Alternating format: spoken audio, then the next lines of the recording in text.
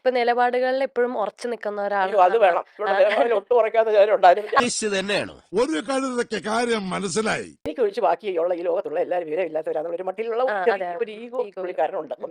അതുമായിട്ട് എനിക്ക് കിട്ടുന്നു വെച്ചതാണല്ലോ. ഇവൻ ആര് അഭിനയിക്കാൻ അറിയാവൂ? പിന്നെ ഒരു പടം നമ്മൾ കണ്ടല്ലോ. എന്ത് വെറുപ്പീരാണ്, എന്ത് വെറുപ്പീരായിരുന്നു അത്. ഒറ്റയ്ക്ക് വന്നവരെ കളിയാക്കുന്നുള്ള പാട്ടികളെ. കേരളം മുഴുവൻ ഇവനെ കോമാളത്തെ വിളിച്ചോണ്ട് സർവത്ര അതാണ് ദൈവശിക്ഷ. കുടിക്കണ്ട, ഇതിന് കാശ് വേണ്ട. വടി കൊടുത്ത് അടി വാങ്ങുന്നവർക്ക് ഒരു സോഡ ഫ്രീ ഉണ്ട്. അതായത് അതങ്ങ് അടിക്കരുത്. മൈക്ക് കിട്ടുമ്പോ ആളാവാൻ. നീയാണല്ലോ കോടതി.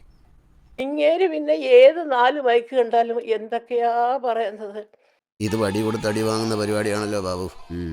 പ്രസവം കഴിഞ്ഞ് നേരെ പോയി ഇടിച്ചെന്നു. ഒന്നാന്ന് അദ്ദേഹത്തിന്റെ ഭാര്യ അങ്ങനെ ഉണ്ടോന്ന് എനിക്കറിയില്ല. വേണ്ടാത്തൊന്നും വിളിച്ചു പറയരുത് കേട്ടോ. അപ്പൊ അടുത്തിരുന്ന് ഭാര്യ ചിലപ്പം പറഞ്ഞു കൊടുത്ത് കളഞ്ഞ് വിട്ടുതരം പറയാതെ ചേട്ടാന്ന് പറയുന്നത് എനിക്കറിയത്തില്ല. നിങ്ങൾ വെറുതെ ഓരോന്ന് പറഞ്ഞുണ്ടാക്കല്ലേ. പ്രസവം കഴിഞ്ഞ മറ്റേ ലേബർ കോട്ടിൽ നേരെ വിട്ട് അരി ഇവിടെ ഞാൻ ചെയ്യാൻ പോട്ടെന്ന് പറയുന്ന പോലെ അതൊക്കെ നിനക്കിതിന് മാസക്കൂലിയ ദിവസക്കൂലിയ വെച്ച് അമ്മാനമാടാനുള്ള ഒരു ആഗ്രഹത്തിന്റെ പുറത്ത് എന്തെങ്കിലും അറിയാതെ പറഞ്ഞു പോകുന്നതാണോ എന്ന് എനിക്ക് അറിഞ്ഞൂടാ. ഇതൊന്നും കണ്ട് വിരളാൻ പാടില്ല കുഞ്ഞുങ്ങളെ. തൊലിക്ക് നല്ല കട്ടിയാണല്ലേ. ഏതായാലും പുള്ളി വാ തുറന്നാലും ഒരുപാട് മണ്ടത്തരങ്ങൾ പറയുന്നുണ്ട്.